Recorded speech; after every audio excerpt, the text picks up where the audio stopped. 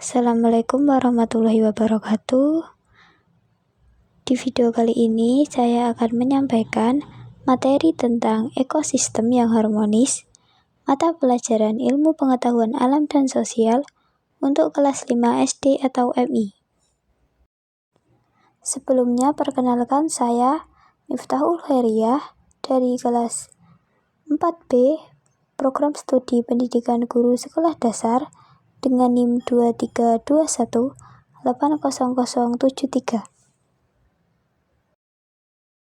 Untuk capaian pembelajaran dari materi ekosistem yang harmonis, yaitu peserta didik mampu menjelaskan hubungan jaring-jaring makanan terhadap keseimbangan ekosistem.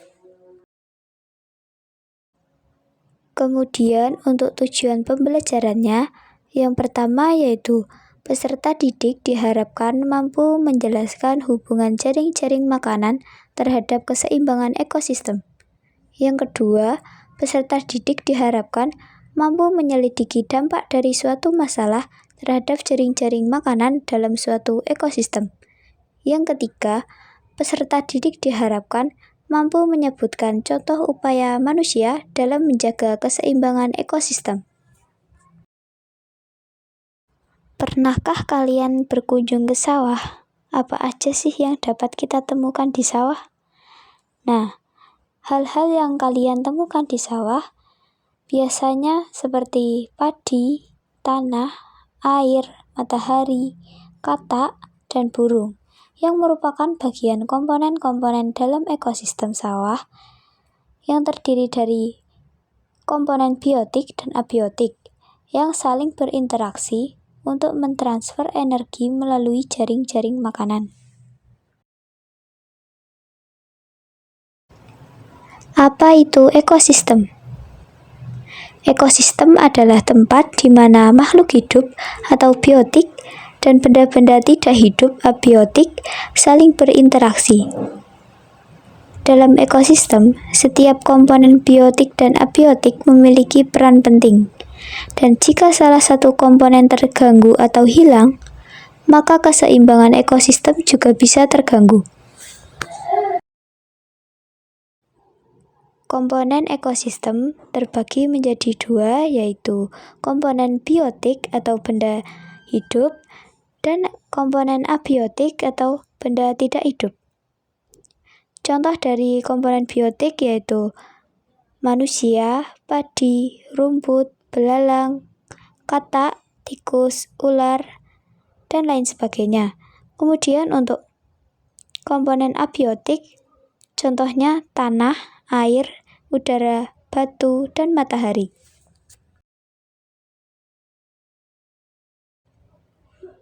Dari gambar jaring-jaring makanan pada ekosistem sawah, menurutmu apa yang terjadi jika elang dan ular habis karena diburu oleh manusia? Apabila elang dan ular habis, maka dapat kita simpulkan bahwa populasi tikus akan meningkat, kemudian populasi katak juga akan meningkat. Berdasarkan gambar percakapan yang telah kita lihat, dapat kita simpulkan bahwa hama tikus dan serangga menyebabkan hasil panen padi berkurang.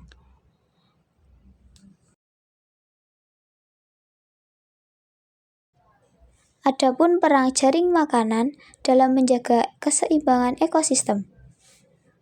Jaring-jaring makanan membantu mengontrol pertumbuhan populasi makhluk hidup. Dengan adanya sumber makanan dari makhluk hidup lain, populasi mereka akan tetap terjaga sehingga keseimbangan ekosistem akan terjaga.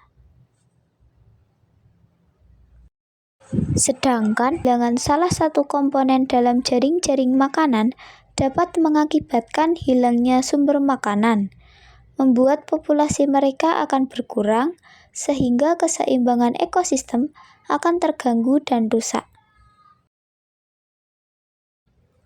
Jaring-jaring makanan mempengaruhi populasi. Makhluk hidup yang dapat makan akan hidup dan berkembang biak, sementara yang dimakan akan berkurang jumlahnya. Hal ini membuat keseimbangan ekosistem terjaga. Namun, apa dampak dari pembangunan, perburuan, dan penebangan hutan terhadap ekosistem? Ayo kita pelajari bersama. Dampak dari ketidakseimbangan suatu ekosistem. Berdasarkan gambar jaring-jaring makanan yang telah kita lihat, dapat kita temukan, yaitu yang pertama, berkurangnya tanah untuk bunga tumbuh, menyebabkan kupu-kupu dan semut bersaing untuk memperebutkan bunga sebagai makanan. Hal ini menyebabkan populasi kupu-kupu dan semut berkurang. Hal ini juga mempengaruhi populasi laba-laba yang membutuhkan kedua hewan ini sebagai makanannya. Yang kedua, perburuan kupu-kupu. Menyebabkan populasi kupu-kupu berkurang, maka laba-laba sulit mendapatkan makanan, sehingga menyebabkan populasi dari laba-laba berkurang. Yang ketiga, berkurangnya populasi laba-laba. Membuat katak bersaing dengan burung dan laba-laba untuk memakan kupu-kupu. Adapun penyebab ketidakseimbangan ekosistem. Ketidakseimbangan ekosistem terjadi karena dua faktor, yaitu ulah manusia dan bencana alam, seperti gunung meletus dan kebakaran hutan. Namun, fenomena alam ini dalam jangka panjang dapat membuat tanah di sekitar gunung yang meletus menjadi tanah yang subur untuk tumbuhan.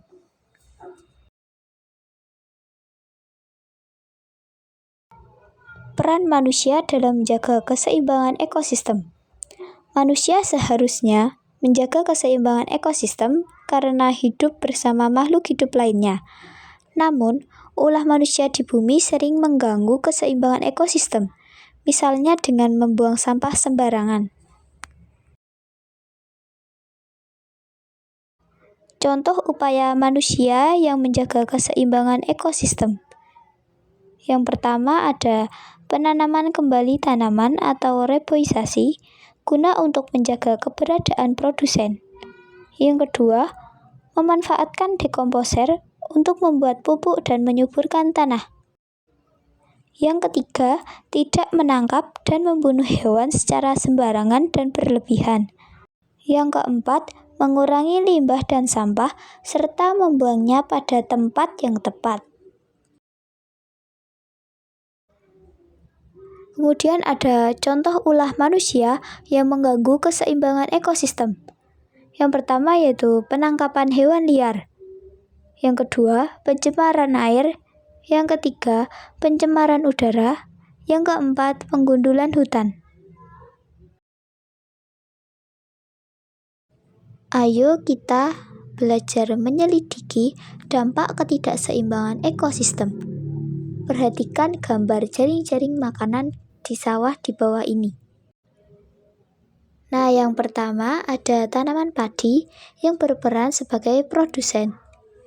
Kemudian ada hewan belalang dan tikus yang berperan sebagai konsumen tingkat 1. Untuk hewan katak dan ular berperan sebagai konsumen tingkat 2. Kemudian yang terakhir, burung elang yang berperan sebagai konsumen tingkat 3.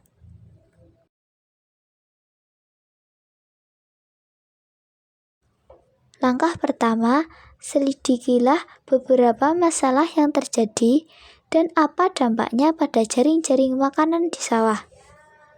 Kemudian, tuliskan semua kemungkinan dampak yang terjadi pada setiap masalah di buku tugas kalian. Nah, kita coba yang A, perburuan elang untuk diperjualbelikan. Maka dampak ketidakseimbangan ekosistem yang terjadi yaitu populasi ular dan katak akan meningkat karena tidak dimakan oleh burung elang. Kemudian untuk yang B, C, dan D dapat kalian coba sendiri di rumah. Itu saja yang dapat saya sampaikan mengenai materi ekosistem yang harmonis. Sekian dari saya. Wassalamualaikum warahmatullahi wabarakatuh. Terima kasih.